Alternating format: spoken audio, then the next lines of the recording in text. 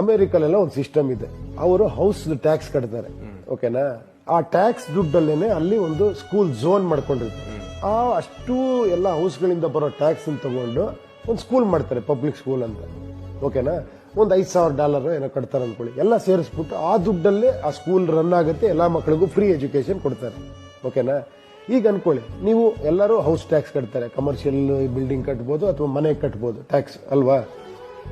ಸುಮ್ಮನೆ ಅನ್ಕೊಳ್ಳಿ, $15,000 ಒಂದು ಏರಿಯಾ, ಒಂದು ವಾರ್ಡ್ ಅಲ್ಲಿ ಒಂದು 40,000 ಜನ ಇರೋ ಒಂದು ವಾರ್ಡ್, 4,000 ಮನೆ ಅಂತ ಇಟ್ಕೊಳ್ಳಿ. ಒಂದು $15,000 ಇಯರ್ಲಿ ಹಾಕಿ ಅವರಿಗೆ ಟ್ಯಾಕ್ಸ್. 15 4 60 6 ಕೋಟಿ ಆಯ್ತು, ಓಕೆನಾ? ಕರೆಕ್ಟ್ ಅಲ್ವಾ? 15,000 ಇಂಟು 4,000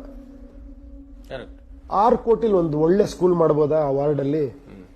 ನೆಕ್ಸ್ಟ್ ಇಯರ್ ಮತ್ತೆ 6 ಕೋಟಿ ಬಂತು, 6 ಕೋಟಿಲಿ ಮೈಂಟೈನ್ ಮಾಡ್ಬೋದಾ?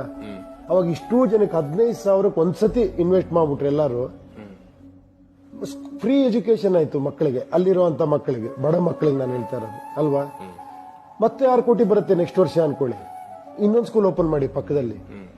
ಆಮೇಲೆ 3 ಕೋಟಿ ಸಾಕು ನಿಮ್ ಮೇಂಟೈನ್ ಮಾಡೋದಕ್ಕೆ. ಆಮೇಲೆ 1 ಕೋಟಿ ಸಾಕು ನಿಮ್ಗೆ. 15,000 ಹೋಗಿ ಕೊನೆಗೆ $2,000 ಬಂದಿರುತ್ತೆ ಅಲ್ವಾ?